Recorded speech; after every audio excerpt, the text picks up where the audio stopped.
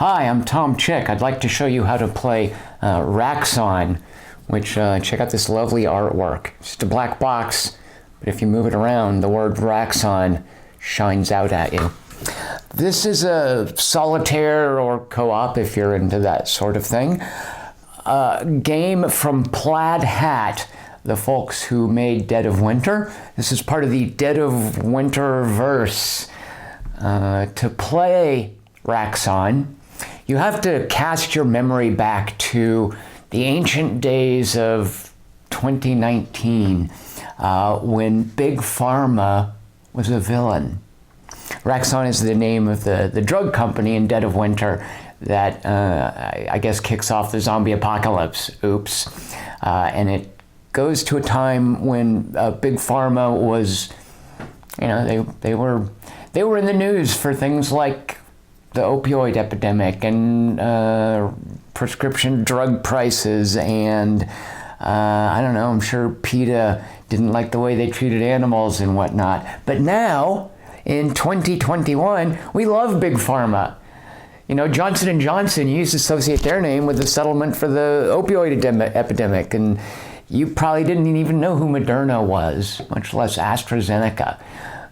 So Raxxon is a game about Big Pharma causing a zombie apocalypse, and it asks you to remember when we hated them. Also, it's about zombies, so you can just ignore the Raxxon part if you want and just focus on the zombies. So what we're going to do today is I'm going to show you how to play the game, and if you don't care about that, that's fine. I'm also going to do 3 playthroughs so that you see each of the characters in action. Those will be in separate videos. But if you want to know more about what's going on during the playthroughs, well, you're in the right place. All right, the goal in Raxxon is to save healthy people, right? Who doesn't love doing that? And I would like to show you here all of the healthy people. Raxxon, the game, consists basically of 60 cards, and your challenge is to get these 30 healthy cards away from 30 unhealthy cards, which I'll show you in a minute. So here's 30 of them right here. 15 of them are hostile. These folks are troublemakers. Think of them as like, you know what, I'm going to say it because we're all thinking it. They're like the anti-maskers. They're the ones who don't want to get a vaccine. They're those kinds of folks. These 15, we like them. They are pretty much harmless. They're easy to manage. The problem is sometimes they maybe get caught as collateral damage when we're managing the zombies, and that hurts us. We don't like to hurt these folks. There's a penalty when you accidentally kill one of these green, healthy, non-hostiles. So hostiles, non-hostiles. And we're gonna take all 30 of these cards, 15 non-hostile and 15 hostile, and we're gonna shuffle them up. And to this pile of 30 cards, which is now our population deck, we're gonna take these 30 cards, 10 carriers, 10 chaotics, and 10 volatiles. These are, oh look, it's a zombie. Don't try to tell me that that's not a zombie. That, oh my gosh, zombie. Is that unique artwork? Yeah, look at that, all unique artwork, but they're all clearly zombies. Okay, maybe the carriers aren't. The carriers are kind of, no, zombie, look at that. Don't try to trick me, these aren't infected. They're zombies, right? These 30 non-healthy cards, 10 of each variety, are going to get shuffled together. And from this deck, we're going to count out half of them, 15 of them. And we're going to shuffle those in. Let's just pretend this is 15. I'll do a real setup later. In with our healthy population. So now, oh no, our deck has 30 healthy, 15 unhealthy people, and it's just going to get, it just made it more difficult for us to now win the game. Because what we have to do is move these healthy cards into an evacuation pile over here. The moment the 30th healthy card is moved here, boom, we've won instantaneously. Doesn't matter what we've done with the infected, as long as we get the 30 healthy cards evacuated, that is our victory condition. Now, these 15 cards that we didn't shuffle into the population deck, these are our infected supply.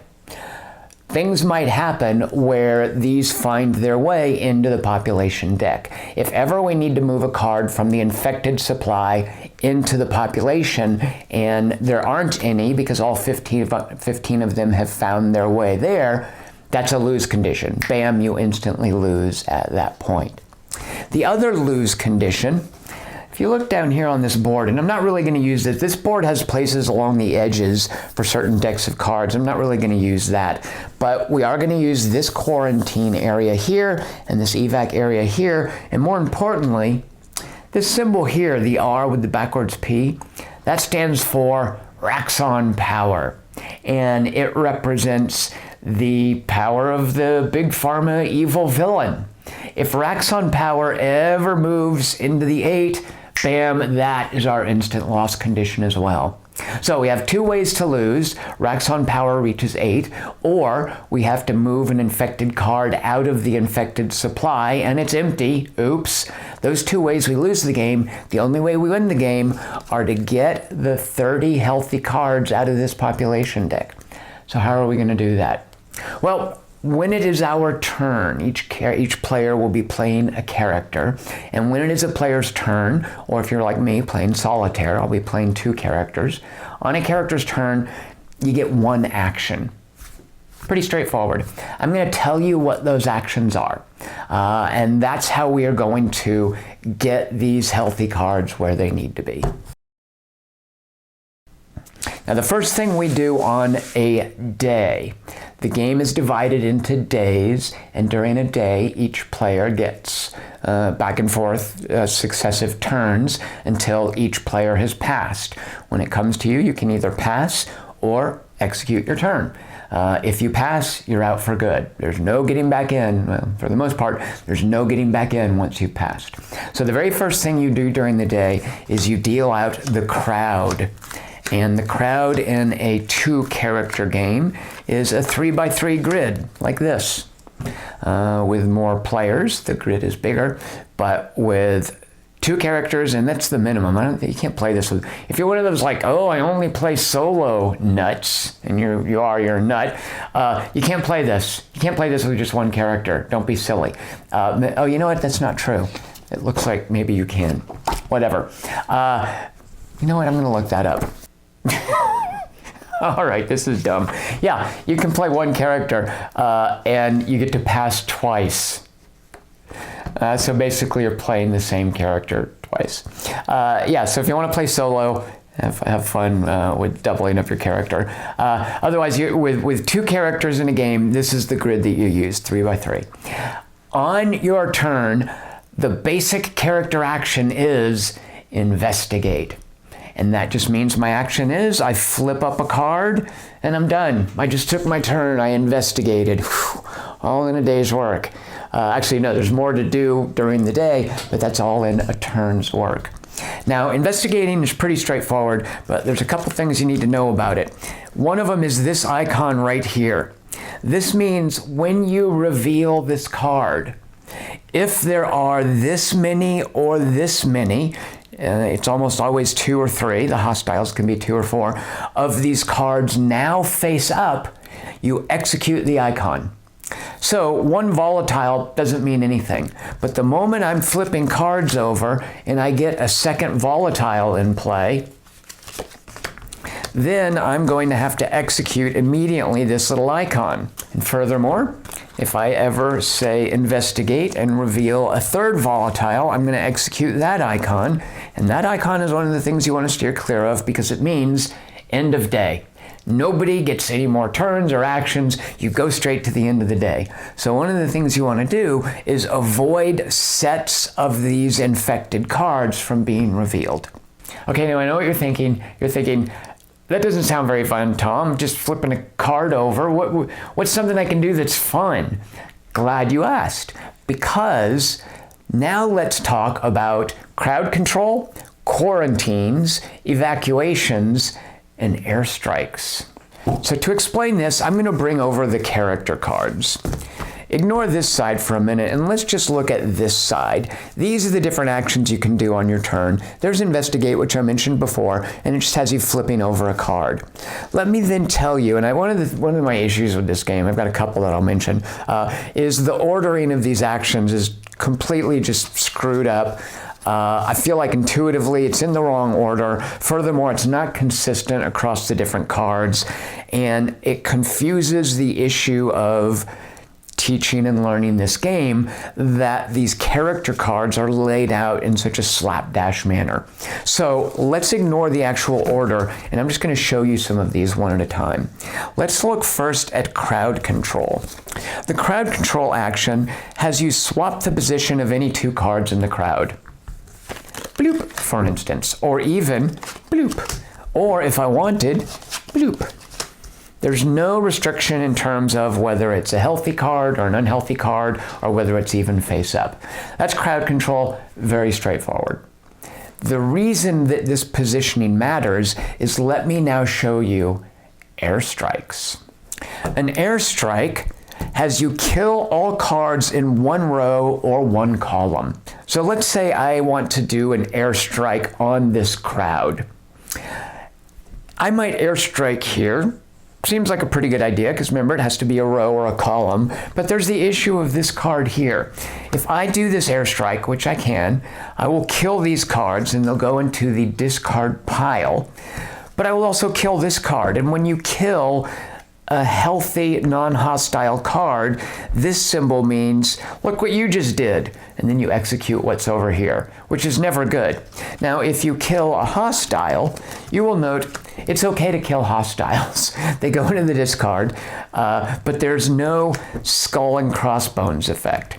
So if you were to do an airstrike, obviously, this is not a good candidate because of what might happen here. This isn't either because, look, you're going to kill Monica Rojas, and that's going to happen. So you would precede the airstrike with a crowd control action. And now you're in a much better situation to do an airstrike here without hurting Monica Rojas or even the hostile janitor, Brandon Kane. So those are airstrikes and crowd control. Let me tell you now about quarantine. Quarantine lets you move up to 2 face-up infected cards. So remember, they have to be face-up and they have to be infected. You can't quarantine anybody who's healthy. Lets you move up to 2 of them from the crowd or the uncontained quarantine pile to the contained quarantine pile. Tom, you're asking, what are these uncontained and contained quarantine piles? That is what these 2 spaces here are on the board. When I do a quarantine action, I will take 2 cards and move them here. I'm not putting them in uncontained. This represents the fact that it's hard to maintain a quarantine. One of the things that happens at the end of the day is any cards in the uncontained quarantine get shuffled back into the population. Then any cards in the contained quarantine move here, and at the next turn, because they're here, will be shuffled back into the population. So that's why it specifies that you can move up to 2 face-up infected cards from the crowd or the uncontained quarantine pile. As I'm playing the game, these cards keep moving over here. If there's no one I want to quarantine here, instead of moving from the crowd, or in addition to moving from the crowd, I can move from uncontained to contained. And that's one of the ways that you manage the cards in the game, is you gradually quarantine out these unhealthy cards, and then you keep them in the contained box while they're constantly trying to move out into the uncontained and then back into the population deck. Finally, and arguably most importantly, let me explain evacuations. When you evacuate, you choose a row or column, much like you did when you airstriked, in the crowd with all cards face up and healthy. Move those cards to the evacuation pile. So in this situation, we couldn't evacuate here because this is not a healthy card. We couldn't evacuate this column because this card isn't face up. So after a little bit of judicious crowd control, maybe we've done that right there, and this is a prime candidate for an evacuation. You simply take the cards, boom, they go right there. You're that much closer to winning the game. Now, you might notice that there are spots that we haven't discussed here. And that is something that each of these characters can do. They all have in common the ability to evacuate, quarantine, airstrike, crowd control, and don't forget the lowly investigate action.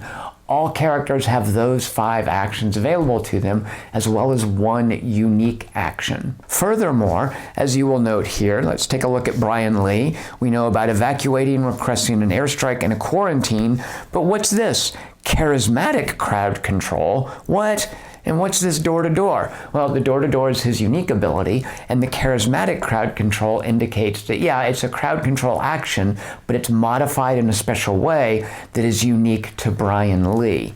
Let's look, for instance, at Olivia Brown, the doctor. She can evacuate. Her quarantine is skilled. Her crowd control is normal. She doesn't have an airstrike, but she does have a medicinal attack, and her unique ability is an experimental treatment. So while all the characters can, for instance, quarantine, some of them do it better or worse than others. It's still the same basic action. You're taking 2 cards from the crowd or the uncontained quarantine, and you're moving them to the contained quarantine, but there is some variability. For instance, Olivia Brown's skilled quarantine lets her do it with 3 cards instead of 2. And then furthermore, this bonus down here, which is part of all quarantines, lets you improve the efficacy of your quarantine with some risk, which I'll explain in a little bit when I talk about these icons. So those are the actions you do when it's a character's turn. But what I haven't explained, and an important element of Raxxon, is the context in which you're doing those actions. Because we don't just go back and forth moving between each character. They do an action, the next character does an action until somebody passes, because why would you ever pass? Well, you will pass because there are consequences to the action. And these consequences aren't immediate. They don't take effect until the turn after you did the action, and they furthermore stack up over time. And that's what this side of each character's player board is. If we look at all the player boards, you can see the top has their picture, and it's got this little bit here for the basic investigate action. This is a list of what you do on your turn. I'll come to that in a minute because I think it's a little bit silly. Here are the descriptions of the actions, and then these are consequences. When you take any action other than the boring, lowly investigate action, which gets its own special box up here, you're going to take one of these action tokens and you're going to cover the leftmost space beside that action. So if I've evacuated, that's covered. If I've done a couple of quarantines, that's covered. If I did a persuasive crowd control, that's not covered, that's not covered, that one is covered. The next one I do will cover that. So as you're doing actions, you're putting action tokens on these consequence spaces. And the first thing you're going to do when it's your turn is not your action. The first thing you're going to do is execute each of these consequences from the top to bottom, left to right, one at a time. Then once you've done that, then you choose your next action. So the longer I am playing, the more of these things are triggering each time it's my turn. And many of these are, I guess we could say, not good, or will not necessarily be helpful to you. So at a certain point, the consequences you have built up are so great that it's probably better if you just pass, rather than trigger these consequences. So if we look here at the player actions on the aid, and again, this is silly, it says resolve the following in order. 1, trigger all active consequences for this character. 2, choose an available action on this character sheet. And then 3, perform that chosen action. Why are 2 and 3 separate steps? Why doesn't it just say perform a chosen action? I have no idea why all that excess verbiage is here. Choose an available action on this character sheet, perform that chosen action. I guess maybe what they're getting at is you cannot do an action if all of the consequence spaces are covered. So I suppose that's what they're getting at, is I can't choose this action. I can choose this one. I can choose this one. So I choose one, then I perform it.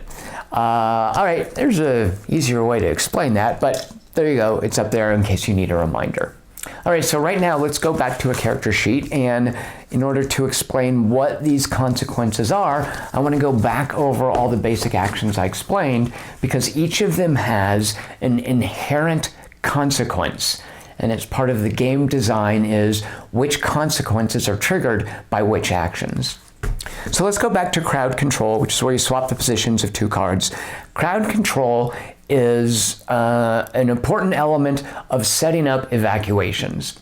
But as you do crowd control, the crowd starts to emerge more quickly. I guess it's a responsive crowd. And this is represented by all crowd control actions causing a consequence which asks you to flip a card before it's even your turn. And you might think, oh, wait, that's good because I want cards flipped. That way I don't have to do an investigate action. Because if you remember, an investigate action has no consequence. You just do it and your turn is over. But remember, the problem is going to be that as we flip up cards, they're going to cause things to happen as those cards appear in multiple copies of each other. So we don't want to just fill all of these spaces up and then willy-nilly have to flip up. In this case, Olivia Brown, if she were to do 3 crowd control actions before her next turn, she's going to have to flip up 4 cards before she can do anything about it. So she flips this up, and oh, it's our 3rd volatile infected. So we're going to have to execute this icon, which means immediate ending of the day. Not just her turn, not the other character's turn, but the whole day, you're done. And I'll explain why that can be a very bad thing in just a moment. So that's the consequence of crowd control, that at first is kind of good. You're not having to investigate, but it can get out of control if you're having to flip too many of these up before you've even taken an action on your turn. Airstrikes, which let you take a row of cards, whether they are face up, face down, infected, healthy, whatever, and then knock them into the discard pile. Now that discard pile is going to get shuffled back into population at the end of the day, but you don't have to deal with it now. The consequence of airstrikes is this symbol right here, which means take a card from the population pile and add it face down to the crowd. The rules for adding cards, and this is an important part of crowd management, are it has to touch as many other cards as possible. It can never exceed a 6x6 grid. So if I have to add a card here, I've got all these options for where I want to put it. If this was the situation, I would have to add a card here because it's touching 2 cards. Here it would be touching 1 card, here it would be touching 1 card. An added card must touch the maximum number of available cards. So in this situation, I would have to put it here where it's adjacent to, or touching, adjacent is the term I should have used, 4 other cards. Here would not be eligible. So as you do airstrikes, you are then, before your turn even comes up, drawing more cards out of the population pile and adding them to the crowd. So as you're calling in airstrikes, you're also adding more cards to the crowd and making more difficult the whole crowd management puzzle that you have to deal with each turn with your actions. Now, evacuation is unique in terms of the action-consequence relationship in that each character's evacuation has a different kind of consequence. Evacuating is something that you'll only be able to do twice. If you're playing with more than 2 players, you can only do it once. And what consequence it triggers is based on the character. So unlike the airstrikes, the crowd control, and the quarantines, evacuation consequences are not consistent. Finally, I want to tell you about quarantines because quarantines are an important part of how you're going to beat this thing. And the quarantines consequence introduces one of the systems that makes Raxxon more than just a card management puzzle. And that is this Raxxon deck right here. This deck of cards, these are basically events. Some of them are choices. These cards will move this marker right here. The format of these cards is always text that you resolve with a box at the bottom with the in-game effect. And this is one you're going to see way more often than you want to, because it means move Raxxon power up 1. There are 9 cards that only do that. There's no choice in this card. You can't do anything about it. This card does a couple of things, which I'll explain in a minute, but mainly it's going to move this marker up. And there are 9 of them in this deck. So if you're drawing too much from this deck, these cards are going to come out and they're going to move this up. Now, when one of these cards is triggered, it's out of, well, it's not out of play, it's put into a triggered pile. And that's because some of these cards will have a part 1 and a part 2. There's some part 1s and there's a part 2.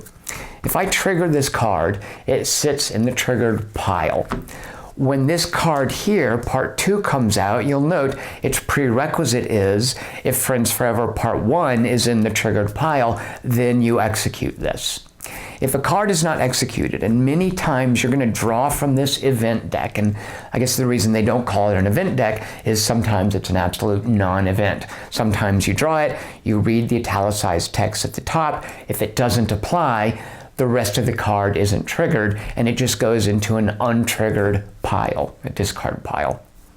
And one of the things that these 9 cards do is they cause you to shuffle that untriggered pile back into the deck. So this deck of cards is constantly cycling. You know, if this card here that says part 2 to Friends Forever is in the discard pile, and you've got part 1 triggered, you're not safe from the effects of this, because this can get shuffled back into the deck when one of these Raxxon cards appears. So what that means is this deck isn't just events, it is story beats, it is character backstory. There are unique cards, in some cases part 1 and part 2 cards for each of the characters. When you flip them up, if that character isn't in play, it just goes in the untriggered pile. It's basically a buffer to save you from the 9 Raxxon cards that move the track. And there are also cards in here that are uniquely related to certain cards in the game. I showed you there are some families. Families being face up in the crowd, and actually in the case of families, it doesn't matter if they're in the crowd, but families have a unique gameplay mechanic, not just on the card, but baked into this deck. It's the same with the volatile that I showed you before, those mean red zombies. They have a unique gameplay mechanic baked into the deck. These friendly susceptibles, familiars, innocents, they all have a unique gameplay mechanic that's part of the Raxxon deck, and for the most part, they are bad. For the most part, they will screw you up, they will move this track up, they will present you with very difficult choices, and they're a fundamental part of the gameplay in Raxxon. This is not just about managing a grid of cards and using character powers, it's also about the events in this deck, and I would argue, knowing what they are, being aware of what they can be and how they're threaded into the design. You can certainly play Raxxon by just flipping cards over and seeing what happens, and that's of course how it's going to work as you're learning and as you're playing your early games. But eventually, knowing the contents of this deck is as important as, say, knowing the contents of the cards in Twilight Struggle. In Quarantines, as you note, will have you draw a Raxxon card. And that's how the deck is implemented in the gameplay, is as you quarantine, inevitably, you're going to have to be drawing cards. Some of the other actions cause you to draw Raxxon cards. For instance, the option to make a quarantine more powerful, where you move a third card instead of just the 2. This question mark means if you do this action, draw a Raxxon card. Okay, so the final thing I want to tell you about is what each of these cards does. What are these symbols on the actual cards? You know, what makes a volatile different from a carrier and different from a chaotic?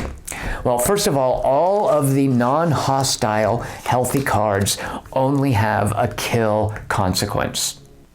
So these guys are great because they're basically functionally inert while they're face up in the crowd. You can flip as many of these up, face up as you want, and it's not going to mess you up. Just don't blow them up with an airstrike.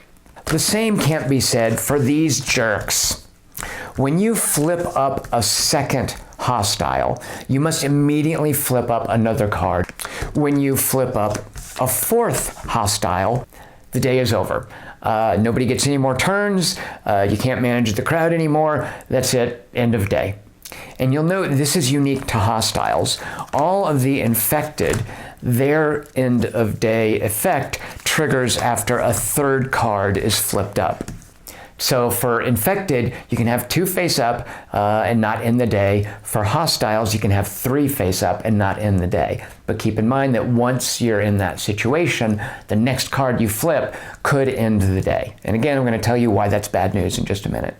Now, the chaotic, when there's 1 chaotic face up, and note this icon means after you have flipped it, you check the number that are present. So after you flip up your first chaotic, you're going to add a card to the crowd. When you flip up a second chaotic, you're going to add 2 cards to the crowd. When you flip a second volatile, that is where this supply, this infected supply, the 15 infected cards that you set aside at the beginning of the game, one of them is going to be drawn and put face up in the discard pile next to the population stack. And now your deck of 15 infected supply, that's also a game clock, is that much shorter. And when a second carrier is flipped face up, you draw a Raxxon card. Okay, so let's say it's my turn and I'm going to investigate. I'm sitting pretty here. I can do an evac here. I can just get another friendly here, do an evac there. Things look great, so I'm going to go ahead and reveal a card. Oh, it's a hostile. It's my 4th face-up hostile. It is now the end of the day. So a couple of things. Not only am I not going to get to evacuate these 2 rows of healthy cards, I now flip up everyone else in the crowd. For each infected card in the crowd, I am going to take from that infected supply a card and then put that in the population discard pile.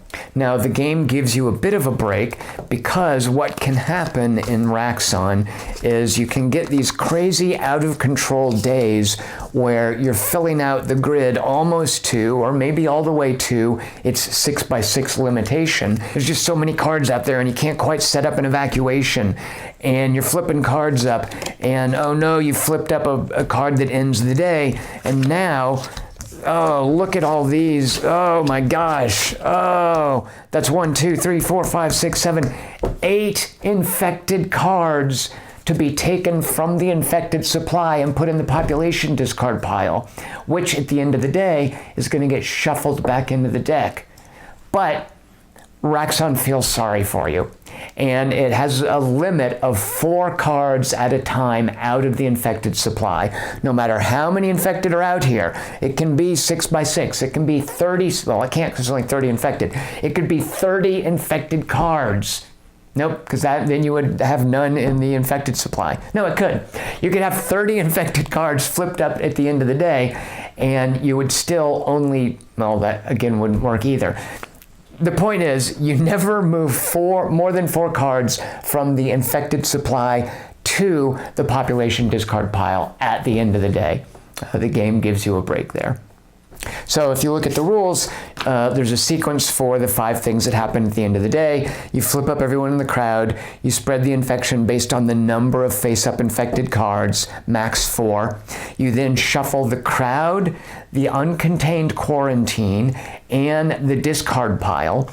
So all of these and the discard pile, which includes any infected that came from the infected supply, and anybody in the uncontained quarantine, will then get shuffled back into the population deck.